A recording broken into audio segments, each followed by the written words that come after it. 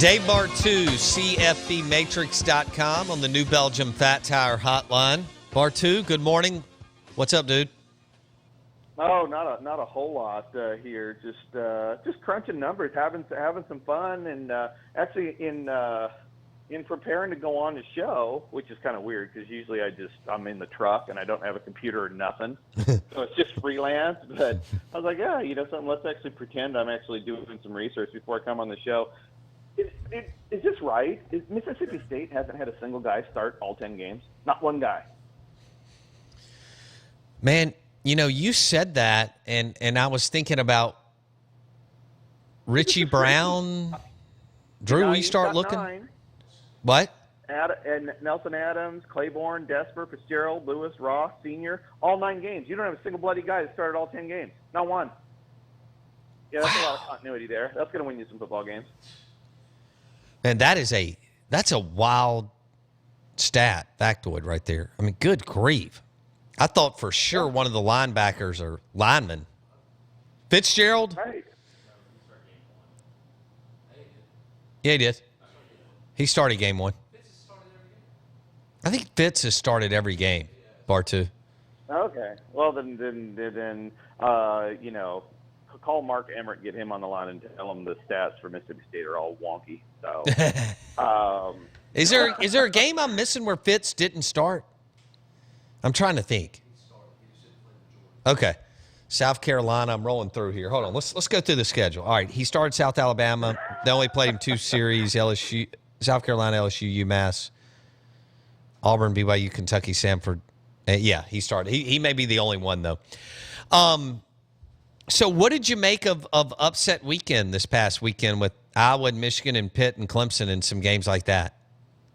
Well, it was I don't know. Everybody was kind of freaking out. Look at all the change, and I was just sitting there going, nothing's changed. Michigan's still in control of their destiny. Clemson's still in control of their destiny. Washington's still in control of their destiny. Everybody had a mulligan. It was just a mulligan weekend. Was it fascinating to see all these teams go down, especially in the last second? Oh yeah, that was great. But to me, the drama. It just sets up the potential drama for the last 2 weeks because now those teams have no margin for error, But what does Clemson have? Actually, Clemson might be the funniest one. Wouldn't it be awesome? Oh my God, it'd be awesome if Clemson beats Wake, right, and then loses to Muschamp and goes into the ACC title game 10-2. That would make me just laugh so wonderfully loud. You think they make it if they win it at 11-2? Head to head, right? Louisville's not going to the playoffs. Not. Okay. All. Unless Wake wins, give me a plausible scenario based on the committee's behavior of the last almost 3 years that puts Louisville in at 11-1 with two quality wins, with 1 win over a top 25 team, with no ACC title, with the strength of schedule in the 70s. They're not going in. They're not. And even if Ohio, and the other thing is, if Ohio State wins out, Ohio State's still your best 11-1 team. Unless Wake beats Clemson, my opinion, straight up right now, Louisville's not going to the playoffs. How about that? And, of course, Michigan did not drop after losing to Iowa. What did you make of that? Did you care? Were you surprised? I was surprised. Oh, God, yeah, I was surprised. Because you look at – actually, it was funny. I was looking back. I was just doing a little exercise, just wasting time as I normally do, thinking weird stuff. And I was like, okay, Ferentz, Iowa's what, a mid-50s recruiter? They're like below Vanderbilt. They're like Mendoza line quality, all right? And – here's Michigan coming in. Michigan is the number one. They're still, even after that game, they're still top 3, but Michigan was coming in number 1 total scoring efficiency team in college football. Okay, Kirk Ferentz, since 2010, was 3-11 versus top 25 recruiters. Ugh. Okay, 3-11 versus top 25 recruiters. Okay, here's the funny thing. Who those 3 wins were all against? Wolverines. Yep, Michigan.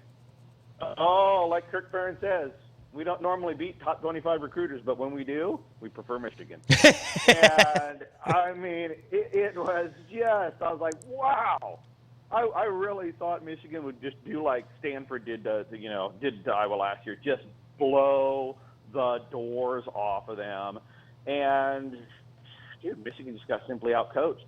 The defensive coordinator at Iowa is having a great season. Actually, he's had a great career. That's what they've lived on, is the defense. And that wasn't. But it all goes back, though, is Michigan still controls their destiny. You know, they just got to win a couple games, and boom, they're in the Big Ten title game, and boom, they're in the playoffs.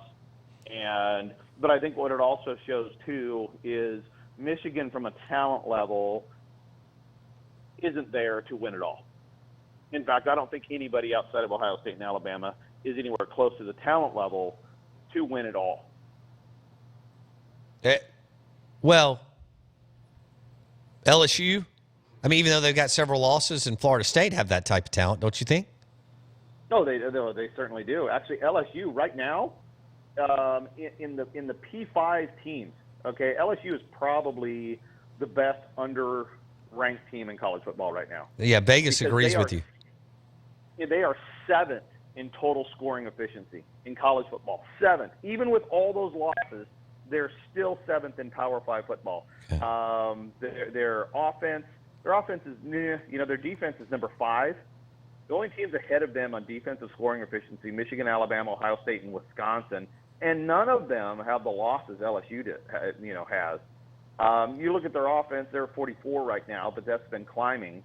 But overall, I mean, this is, LSU is as good as any top 10 team in college football, I think. Yeah, I think if you're LSU and Florida State, you're just sitting there kicking yourself with the talent profile that you have on the roster.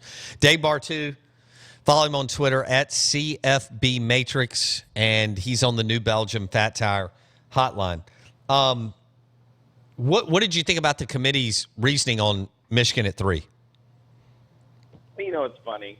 I wish somebody would just come out and say, we don't have to give you a reason. Right. Sand. You know, because the thing is I think whatever reason they give, even before he gave the reason, I'd just be like,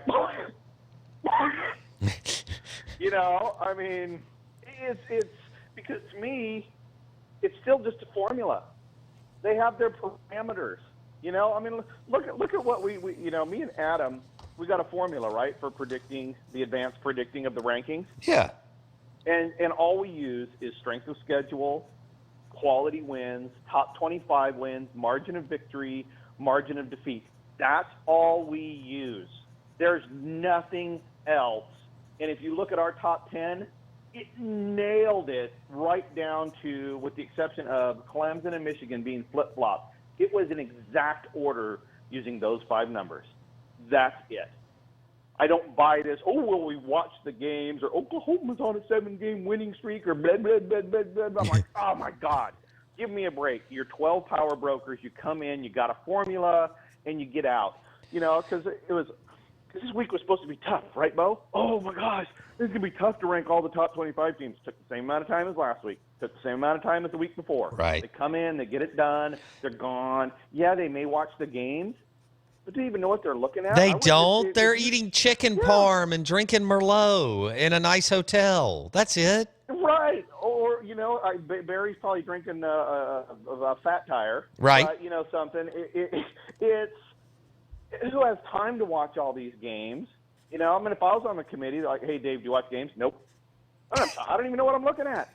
I'm not a player. I never went through that level of football. Now, Barry Alvarez, Osborne, okay, sure, I'll respect their opinion, but they're so busy. You think they're going to waste their time watching 20 different games? They're not. To figure out how to rank these teams? They're not. Kiss my butt. It's just not happening. So how does big business usually come together?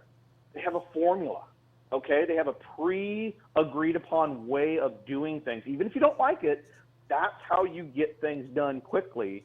So I think from the standpoint of what we expected, exactly what we expected, almost verbatim.